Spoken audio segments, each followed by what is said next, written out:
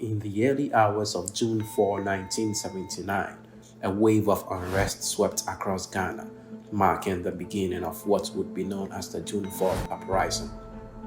This coup was not just another military intervention in the history of the country, but rather a bold and chaotic chapter that forever changed the trajectory of Ghana's politics. At the center of the storm was a young and charismatic Air Force officer, Flight Lieutenant Jerry John Rawlings, who would rise from the shadows of mutiny to lead a revolution that challenged corruption, military decadence, and misrule. To understand the context of the June 4th uprising, one must look back to the decade of political instability that preceded it. Since gaining independence from British colonial rule in 1957, Ghana had experienced a series of coup and counter-coups which had eroded the political foundation of the nation. By 1979, the country had been under military rule for almost a decade, with the Supreme Military Council led by General Fred Coup in charge. However, the military regime, which had come to power in 1978 after toppling General Ignatius Kutu, was no better than its predecessor. Corruption, economic mismanagement, and poor governance had led to widespread dissatisfaction, especially among the lower ranks of the military and ordinary Ghanaians. Born on June 22, 1947 in Accra, Jerry John Rawlings was a mixed-race child with Scottish and Ghanaian heritage. Despite facing difficulties early in life, Rawlings entered the Ghana Air Force in the mid-1960s and rose through the ranks due to his discipline and determination. By the late 1970s, Rawlings had gained the respect of his peers, but he had also become highly critical of the ruling military regime, which he believed was responsible for the suffering of the people.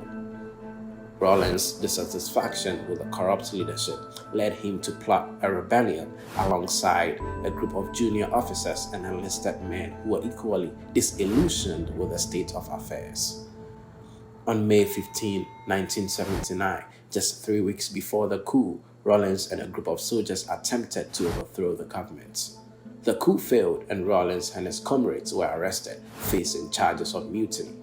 Rawlings, however, used the trial as a platform to openly condemn the government's corruption and misrule, gaining the sympathy of both civilians and military personnel.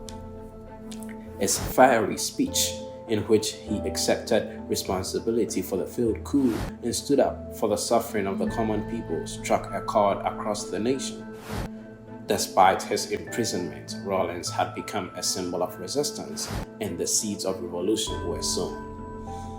On the morning of June 4, 1979, a group of junior soldiers, led by officers from the Air Force and Army, staged a successful coup that would go down in history as the June 4th Uprising. The coup plotters, with support from other discontented factions within the military, stormed the military barracks, freed Jerry John Rawlings from prison, and swiftly took control of key military installations in the capital, Accra. The coup was fast and bloody, as soldiers turned against their commanders, some of whom were accused of hoarding food and supplies while ordinary soldiers and citizens starved. Rawlings and his supporters formed the Armed Forces Revolutionary Council, a military junta that would take over the reins of power. The AFRC was determined to cleanse the nation of corruption, restore accountability, and punish those responsible for the economic and social decay in the country. In his first address to the nation, Rawlings spoke with passion and clarity, declaring that the coup was not about seizing power, but about giving the people justice and reclaiming their dignity. What followed the June 4th uprising was a period of intense political and social upheaval. The AFRC embarked on a campaign of radical house cleaning, aimed at purging the military and government of corrupt elements. Senior military officers, including those who had ruled the country, were arrested, tried by special tribunals, and convicted of crimes ranging from embezzlement to dereliction of duty. Some of the highest ranking officials, including former heads of state like General Ignatius Kutu and General Fred Ekufu, were executed by firing squad, sending shockwaves across the nation and beyond. These public executions, which took place at the Teshi military range, were televised to ensure that Ghanaians witnessed the consequences of corruption and misrule. While the AFRC's actions were seen as necessary by some, others were horrified by the brutality of the executions. The purges extended beyond the military, as civilians accused of hoarding, price gouging, and economic sabotage were subjected to severe punishments. Marketplaces were raided, goods were seized, and traders who were found guilty of exploiting the economic crisis faced harsh sentences. The government's intense crackdown, although popular among many ordinary citizens, created a climate of fear and uncertainty. At the core of the AFRC's philosophy was the belief that the military and political elites had betrayed the people by enriching themselves at the expense of the nation. Rawlings and his comrades were deeply influenced by socialist ideals and sought to introduce a system of governance that was accountable to the people. The AFRC's radical measures were driven by a desire to eliminate the culture of corruption that had permeated every level of government. However, Rawlings and the AFRC were not intent on staying in power indefinitely. Unlike previous military regimes, the AFRC pledged to see a transition to civilian rule.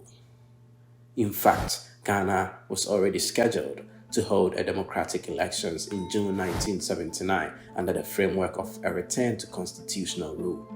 Despite the coup, the AFRC honored this timeline and allowed elections to proceed as planned. On June 18, 1979, elections were held, and Dr. Hilary Mann of the People's National Party was elected president, marking the start of Ghana's Third Republic. On September 24, 1979, after just over 3 months in power, the AFRC handed over control of the country to the newly elected civilian government led by President Hilary Mann. Rawlings, true to his word, stepped down from leadership and returned to the military. However, his vision for a reformed and accountable Ghana remained unfulfilled. The Liman administration struggled to manage economic challenges facing the country and failed to address the deep-rooted corruption that still plagued the system. By December 31, 1981, just 2 years after the June 4th Uprising, Jerry John Rawlings led yet another coup, overthrowing the Liman government and establishing the Provisional National Defense Council, the PNDC. This time, Rawlings would remain in power for nearly 2 decades, steering Ghana through a period of significant political and economic transformation. The June 4th Uprising remains one of the most significant and controversial moments in Ghana's history.